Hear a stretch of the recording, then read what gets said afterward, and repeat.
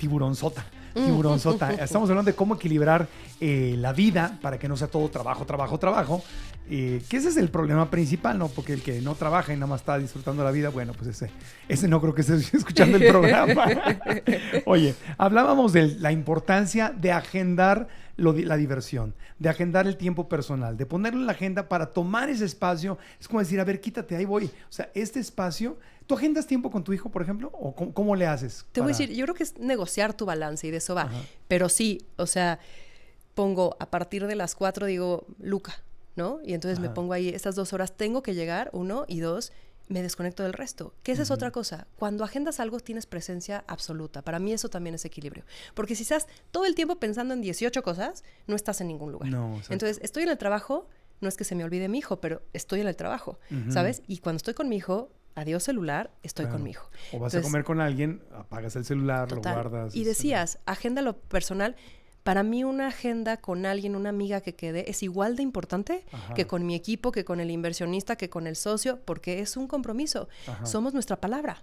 Claro. Oye, estamos aquí revisando la pregunta de hoy en el confesionario. ¿Cómo es el equilibrio entre tu trabajo y vida personal? En Instagram, el 20% dice que es perfecto. Que no ¡Ay, oye! Invítalos a ellos. Hay que traerlos. 20% dice que es perfecto. 45% dice en Instagram que sobreviven.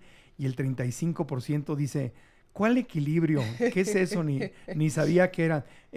Hicimos también la encuesta en TikTok. Nuestros amigos de TikTok les mandamos un abrazo. Ay, no puede ser. Dice, ellos? ¿cómo es el equilibrio en tu trabajo y vida? En la cuenta de Radio Fórmula en TikTok, 60% dicen que es perfecta.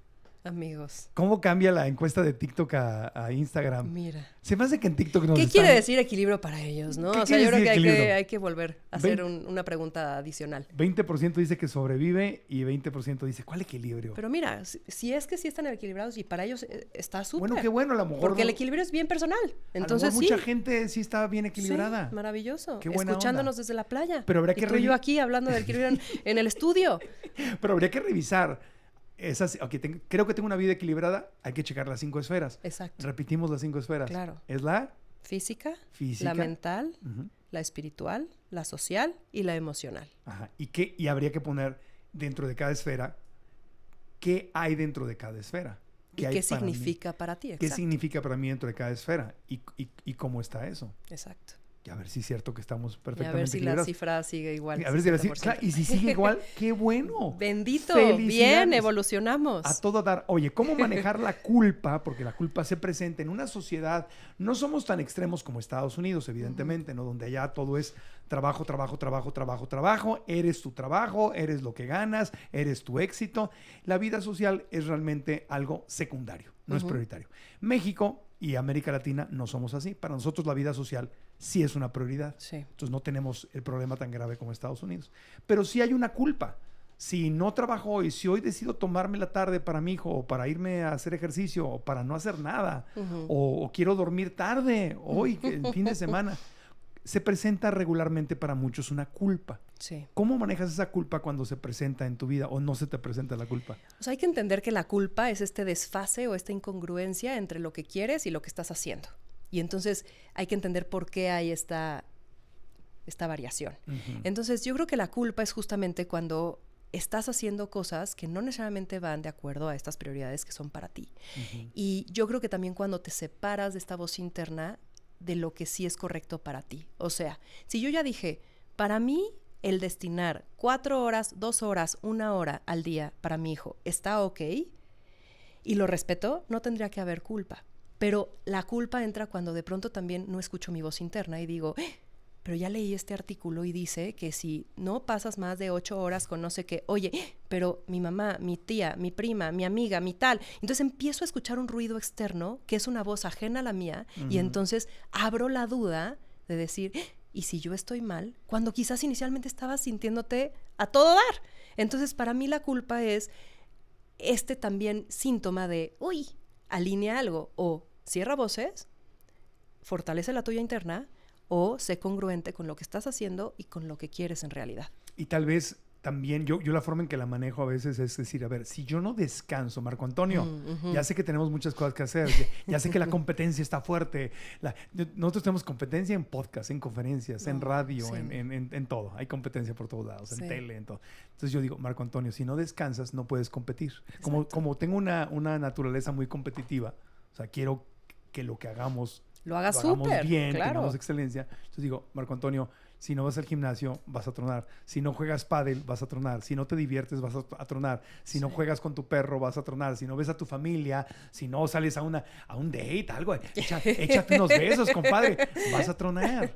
Entonces me lo vendo como parte de mi productividad, pero es una forma como de conociéndome, cómo funciona mi cerebro, me lo manejo como parte de la fórmula de tener éxito. Es que el mundo de los negocios nos viene acostumbrando a que la productividad y maximizar los recursos es lo que tenemos que aspirar. Ajá. Y se nos olvida pensaban que se nos caía lo humano al entrar a la empresa. Y no, cada persona en su mundo laboral está pensando, tiene sus temas, tiene sus problemas. Sí. Entonces, hay que integrarlo, de nuevo, seres holísticos. Y cada quien tiene su nivel de estrés, porque uno es el estrés, por ejemplo, la gente que trabaja en corporativos, los grandes corporativos son bien conocidos por masticarte y escupirte, o sea, te agarran, te sacan todo y el día que quieran, el día que se les da la gana, pues ya se deshacen de ti. O sea, el gran corporativo normalmente te saca hasta la vida, pero el que se mete a emprender, pues tú te la sacas solo. Tú eres tu corporativo. Si no tienes estas pausas que tú dices, es decir, si yo no estoy bien, todo a mi alrededor se va a caer. Claro, y ahí es donde hay que darle una prioridad al equilibrio. Nos enlazamos hasta la perla de Occidente, hasta la hermosa Guadalajara, Jalisco, con nuestra querida y admirada Marisa Lazo, de quien sigo esperando que haya algo vegano en su tienda para poder comprarlo en el aeropuerto.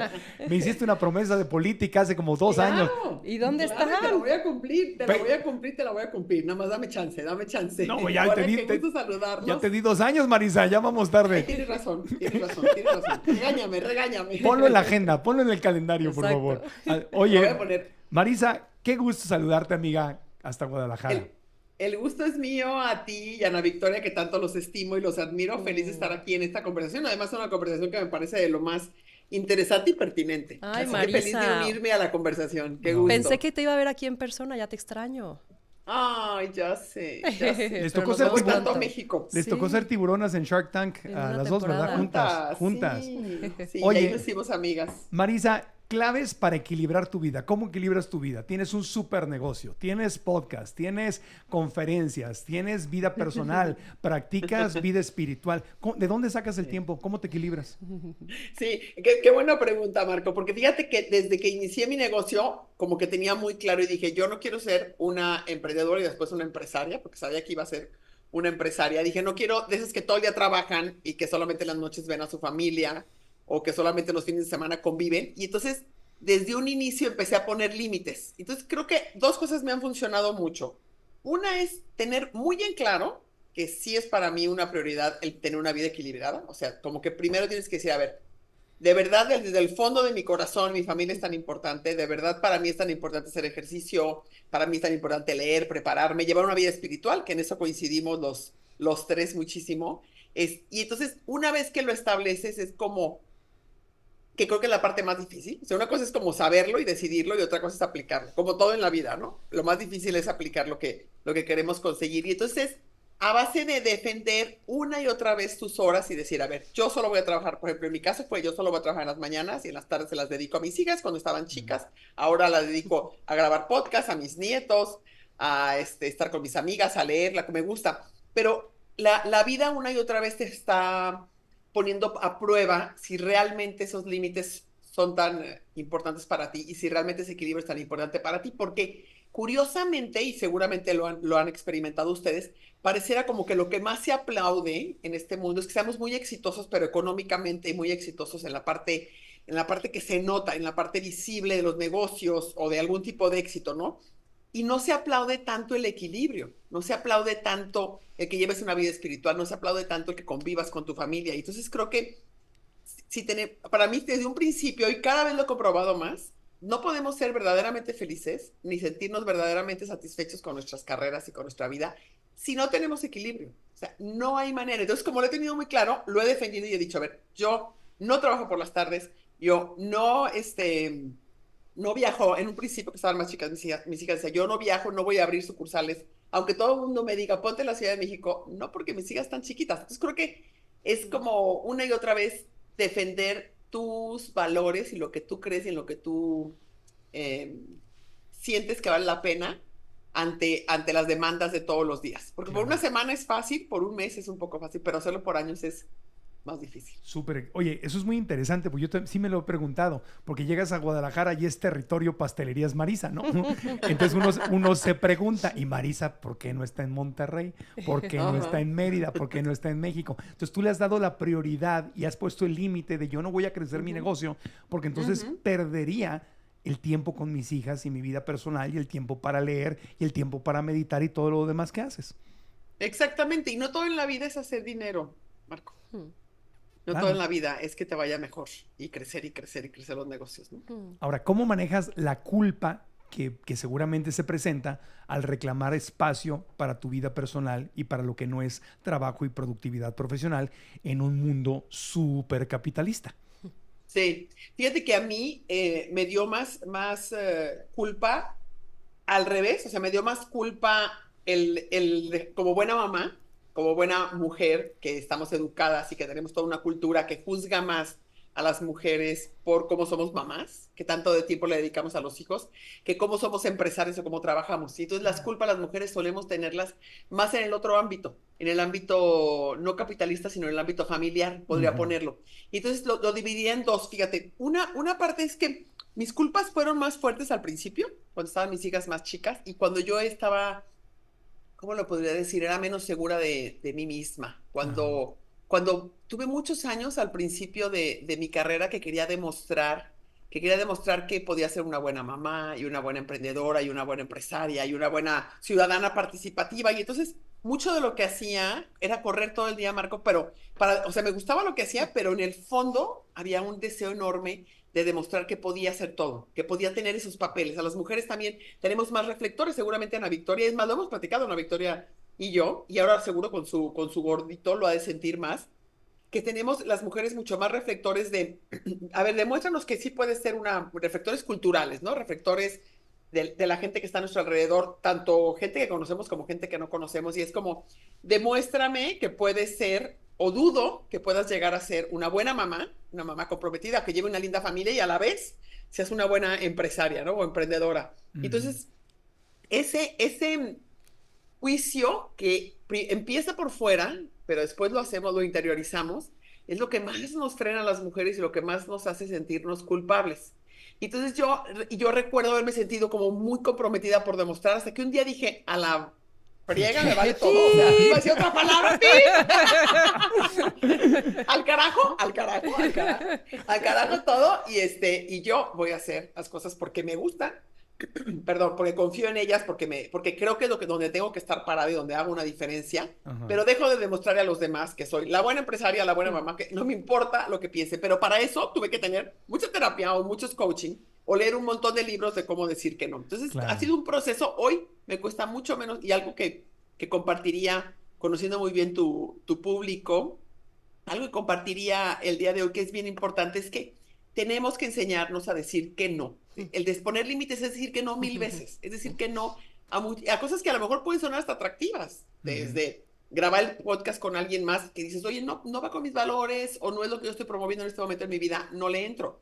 O no a esta invitación a comer porque implica no comer con mi familia. Entonces, es como práctica. Y en un principio empiezas con nos chiquitos, y después vas teniendo más nos, y hasta que llega un punto en que ya no tienes culpa, no te sientes mal por decir que no, ni al capitalismo. O sea, yo hoy en día cuando me dicen mis compañeros empresarios y mucha gente me dice, Marisa, ¿por qué no te has ido a México? No quiero.